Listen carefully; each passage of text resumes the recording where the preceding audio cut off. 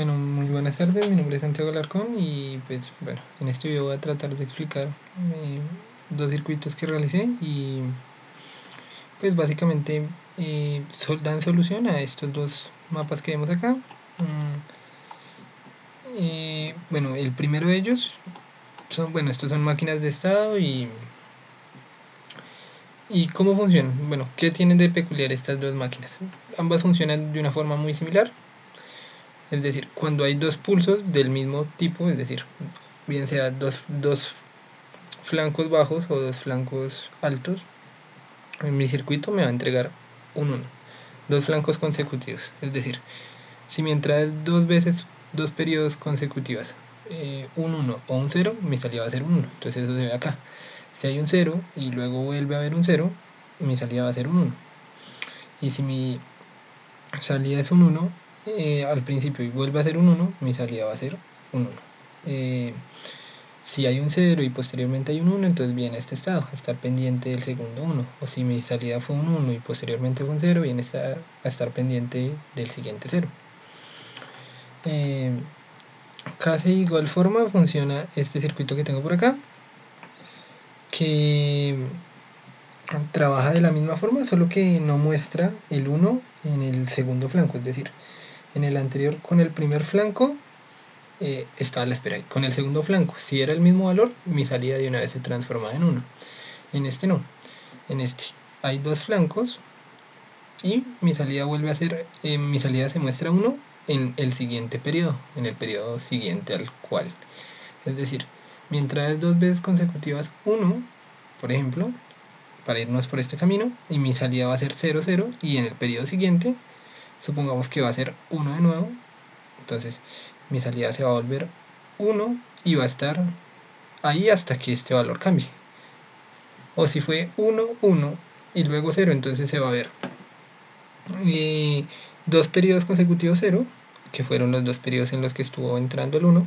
Luego se va a ver el 1 a causa de que estuvo dos periodos en 1 y va a volver a ser 0 después de esto, ya que se fue por este lado. Entonces, pues ¿cómo se realizaron estos circuitos? Básicamente se hizo lo clásico, un circuito combinacional a la entrada, una parte de memoria con los flip-flops y un circuito combinacional a la salida. Por ejemplo, en esta parte pues podemos ignorar este pedazo, por decirlo así, ya que es un circuito que yo puse para generar una señal que me permitiera explicar lo que les acabo de decir. O pues bueno, más bien para que se pudiera ver de una forma clara. Aquí ya tenemos este pedazo, hace parte del circuito que da solución al primer mapa, por decirlo así, y este circuito de acá abajo, el grande, da solución a la segunda parte, al segundo mapa. Entonces, bueno, ¿cómo están?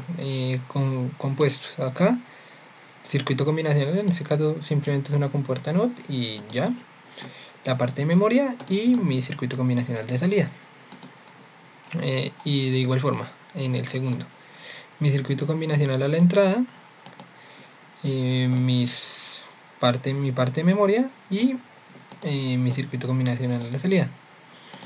Pues es evidente que este es más grande, ya que básicamente acá se tienen 5 estados diferentes y acá únicamente se tienen 3.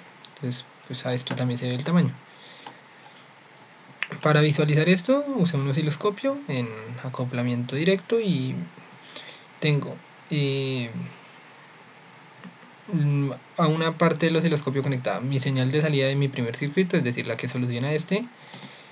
Tengo la señal que entra, es decir, la que yo genero, que genero con este pedazo de circuito, la señal del reloj, ¿sí? Que es el reloj que uso para todo, y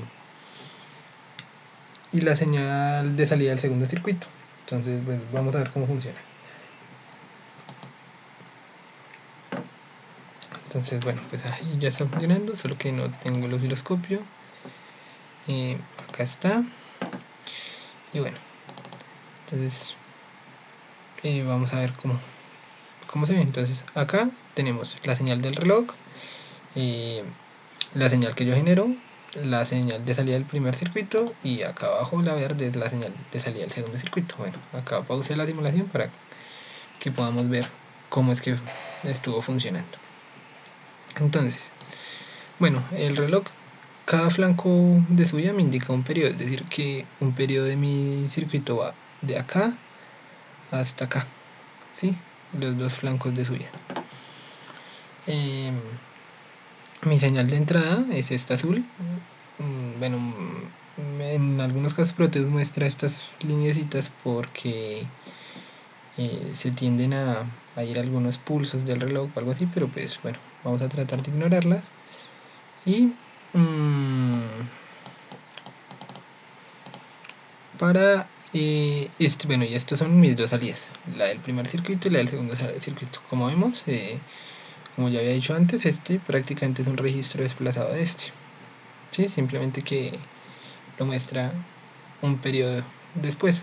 Y bueno, ¿cómo funciona? Entonces, suponiendo que nuestra señal inicie, por ejemplo, aquí, entonces vamos a tener un primer periodo en el que hubo un dato 1, un dato alto. Entonces, por decirlo así, nuestros dos circuitos están a la espera del segundo dato alto.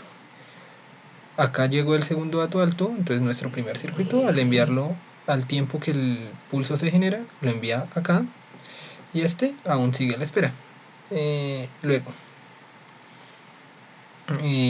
acá hubo el segundo pulso alto, entonces acá, bueno, ya se visualizó lo mismo que acá y estamos a la espera.